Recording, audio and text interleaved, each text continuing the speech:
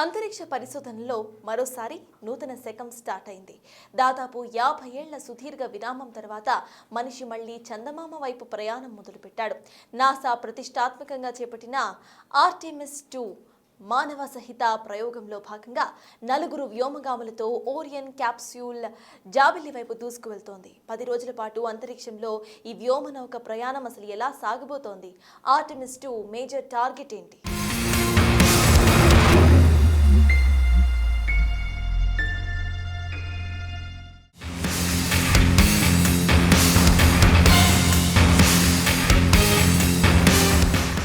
అంతరిక్ష పరిశోధనల్లో golden chapter మొదలైంది. సరిగ్గా అర్ధ శతాబ్దం కింద అపోలో మిషన్ ద్వారా చంద్రుడిపై మానవుడు అడుగుపెట్టిన జ్ఞాపకాలను మోసుకుంటూనే అంతకంటే శక్తివంతమైన అత్యాధునికమైన ఆర్టెమిస్ 2 ప్రయోగంతో నాసా మరో చారిత్రక ఘట్టానికి శ్రీకారం చుట్టింది. చంద్రుడిపైకి మానవులను పంపేందుకు ఉద్దేశించిన ఈ ప్రయోగం ఇప్పుడు స్పేస్ రీసెర్చ్ లో హాట్ టాపిక్ గా మారింది. 10 రోజుల పాటు సాగే ఉత్కంఠ భరిత ప్రయాణం భవిష్యత్తులో మార్స్ వైపు మనిషి వేయబోయే అడుగులకు బలమైన పునాదిగా కనిపిస్తోంది.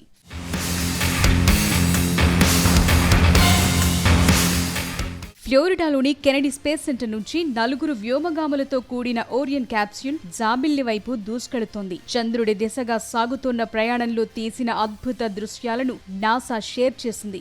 ఆర్టెమిస్ 2 ప్రయోగంలో భాగంగా ఓరియన్ క్యాప్స్యూల్ చంద్రుడి ఉపరితలానికి అత్యంత సమీపంగా వెళ్లి దాన్ని చుట్టిరానుంది. ప్రయోగం జరిగిన కొద్ది గంటలకే ఓరియన్లోని సోలార్ అరే కెమెరా అంతరిక్షం నుంచి భూమి చిత్రాలను తీసింది. ఆ ఫోటోల్లో భూమి నెలవంకలా కనిపిస్తోంది.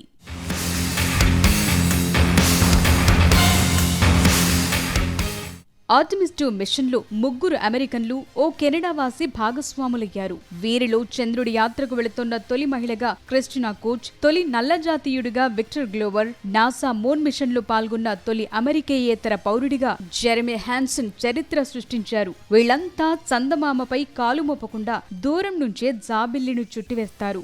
జాబిల్లి యాత్రకు నిర్దేశించిన రాకెట్, స్పేస్ షిప్ లోని కీలక వ్యవస్థల పనితీరుని మదించటమే ఈ మిషన్ ముఖ్య ఉద్దేశం. ఓరియన్ క్యాప్స్యూల్ లోని వాటర్ డిస్పెన్సర్, టాయిలెట్ లాంటి కొత్త వ్యవస్థలను కూడా పరీక్షిస్తున్నారు. ప్రయోగం ప్రారంభమైన కొద్దిసేపటికే టాయిలెట్ లో చిన్న సమస్య తలెత్తడంతో ప్రత్యామ్నాయ పద్ధతులను వాడాలని నాసా సూచించింది. 10 రోజుల పాటు సాగే ఈ యాత్రతో అంతరిక్ష నౌక పనితీరును, భూమి నుంచి పంపే సంకేతాల సమన్వయాన్ని, మానవ మనుగడకు అవసరమైన వ్యవస్థల సామర్థ్యాన్ని నాసా టెస్టు చేస్తుంది.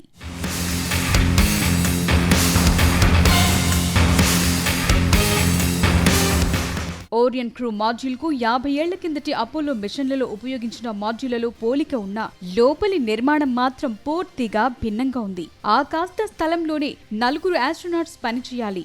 భారరహిత వాతావరణంలో స్పేస్ క్రాఫ్ట్ మొత్తాన్ని వాడుకునే వీలుంటుంది కాబట్టి కంట్రోల్ ప్యానెల్ సీలింగ్ మీద అమర్చి ఉండొచ్చు. తాగటానికి, ఆహారంలో వాడుకోవటానికి నీటి సప్లై మిషన్ ఉంది. హ్యాచ్ కింద ఉన్న చిన్న మెట్టుని ఎక్సర్సైజ్ మిషన్ లాగా వాడుకునే వీలుంది. వ్యోమగాములు రోజుకు 30 నిమిషాల పాటు కార్డియో, రెసిస్టెన్స్ ట్రైనింగ్ లాంటి ఎక్సర్సైజులు చేయాల్సి ఉంటుంది. అత్యంత ముఖ్యమైన మరో పరికరం కిందుంటుంది.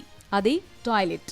50 ఏళ్ల కిందట అపోలో వ్యోమగాములకు ఇది అందుబాటులో లేదు. అంతరిక్షంలో శరీర అవసరాలను తీర్చడంలో ఎదురయ్యే సవాళ్లను అధిగమించేందుకు దీన్ని ప్రత్యేకంగా రూపొందించారు. స్పేస్ క్రాఫ్ట్ లోని అన్ని వ్యవస్థలు సక్రమంగా పనిచేస్తున్నాయో లేదో మానిటర్ చేస్తూ ఉండటంతో పాటు తమ పరిస్థితిని కూడా పరిశీలించుకుంటూ ఉంటారు.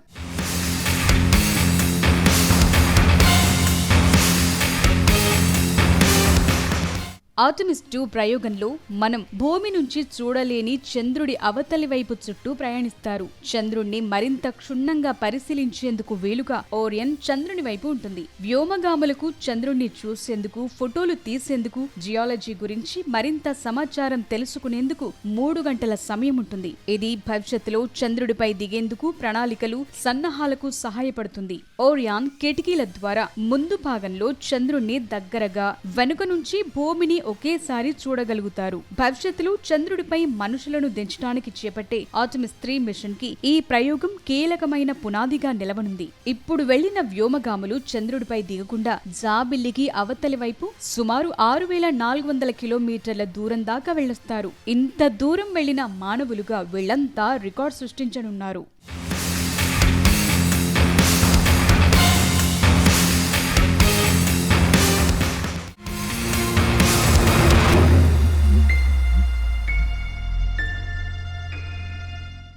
ఆర్టెమిస్ 2 కేవలము ప్రయోగం మాత్రమే కాదు, మానవ మేధస్సుకు, అన్వేషణ కాంక్షకు నిదర్శనం.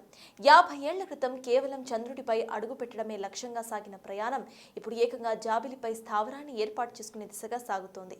ఈ ప్రయోగం సక్సెస్ అయితే అంతరిక్ష పరిశోధనలో ఇదో గ్రేట్ మైల్ స్టోన్గా ఉంటుంది. అంతేకాకుండా స్పేస్ రీసెర్చ్లో ఇదే గేమ్ చేంజర్గా సైతం మారుతుంది.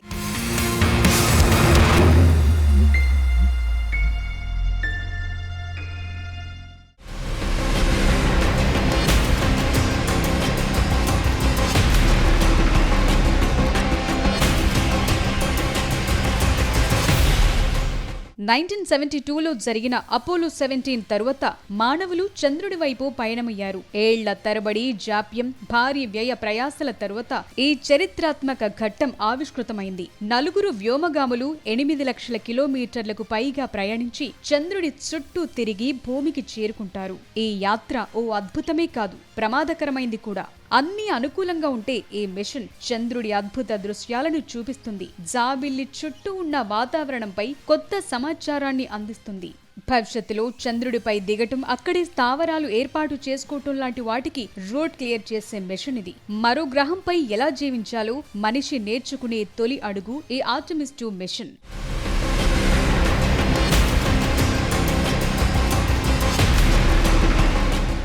మానవరహిత ఆర్టెమిస్ 1 మిషన్ సక్సెస్ అయింది. ఇప్పుడు ఆర్టెమిస్ 2 ద్వారా తొలిసారి 4 వ్యోమగాములు చంద్రుడి కక్షలోకి వెళతారు. 1972 అపోలో 17 తరువాత మనుషులు చంద్రుడి దరిదాపుల్లోకి వెళ్లటం ఇదే తొలిసారి. ఈ ప్రయోగం కేవలం ఓ స్పేస్ టూర్ కాదు, ఓ సంక్లిష్టమైన సాంకేతిక పరీక్ష.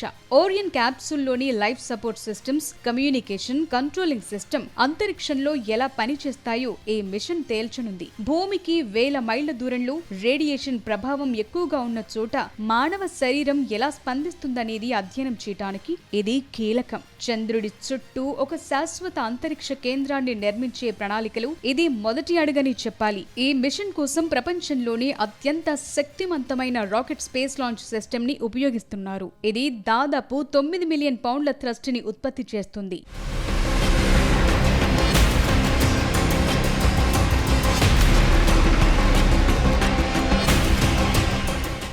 చంద్రుడి చుట్టూ తిరిగి భూమిపైకి చేరుకునేందుకు 4 రోజులు పడుతుంది. ఈ మిషన్ చివరి దశ అత్యంత ప్రమాదకరమైంది. ఈ చివరి దశలో స్పేస్ క్రాఫ్ట్ లోని మిగిలిన భాగం నుంచి సిబ్బంది ఉండే మాడ్యూల్ వేరుపడుతుంది. క్యాప్సూల్ తిరగటం మొదలవుతుంది. అది భూ వాతావరణంలోకి ప్రవేశించేటప్పుడు ఉత్పన్నమయ్యే తీవ్రమైన ఉష్ణోగ్రతలను తట్టుకుని వ్యోమగాములను లోపల సురక్షితంగా ఉంచుతుంది. ఈ స్పేస్ షిప్ గంటకు 40,000 కిలోమీటర్ల వేగంతో భూ వాతావరణంలోకి దూసుకొస్తుంది. సుమారు 2700 డిగ్రీల ఉష్ణోగ్రతలను తట్టుకుంటుంది. తొలి మానవరహిత ఆర్టెమిస్ మిషన్ లో హీట్ షీల్డ్ తీవ్రంగా దెబ్బతినటంతో దానిపై ఫోకస్ పెట్టారు.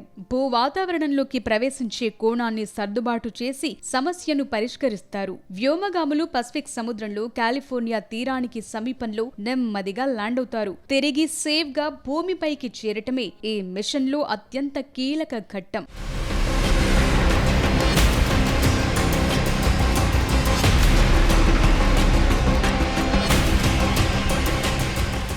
ఆర్టెమిస్ 2 మిషన్ విజయవంతంగా పూర్తయిన తరువాత మానవ చరిత్రలో మరో అద్భుత ఘట్టానికి ఆర్టెమిస్ 3 వేదిక కానుంది. అపోలో 17 తరువాత మళ్లీ మనుషులు చంద్రుడిపై అడుగుపెట్టే తొలి మిషన్ ఇదే. గతంలో నాసా చేపట్టిన అపోలో మిషన్లు చంద్రుడి మధ్య భాగంలో దిగగా ఆర్టెమిస్ 3 చంద్రుడి దక్షిణ ధ్రువంపై దిగుతుంది. అక్కడ శాశ్వతంగా చీకటిగా ఉండే క్రాటర్లలో నీటి మంచు ఉండే అవకాశం ఉంది. భవిష్యత్తులో చంద్రుడిపై స్థావరాలు ఏర్పరచుకోవటానికి ఈ నీరే చాలా కీలకం. అందువల్ల ఇప్పుడు గనుక ఆర్టెమిస్ 2 సక్సెస్ అయితే అంతరిక్ష రంగంలో విప్లవాత్మక మార్పులకు దారితీస్తుంది. స్పేస్ టూరిజం, మూన్ మైనింగ్ లాంటి అంశాలకు ఓ గేట్వేగా మారుతుంది. చంద్రుడిపై స్థావరాన్ని ఏర్పాటు చేయటం ద్వారా అక్కడ లభించే వనరులను ఉపయోగించుకుని మార్స్ పైకి వెళ్లటం సైంటిస్టుల అంతిమ లక్ష్యం. అపోలో మిషన్లు కేవలం చంద్రుడిపై వెళ్లి రావటం మీదే దృష్టి పెట్టాయి. కానీ ఆర్టెమిస్ మానవులు అక్కడ నివసించడం కోసం సిద్ధమవుతోంది. ఆర్టెమిస్ 2 విజయవంతమైతే మానవ చరిత్రలో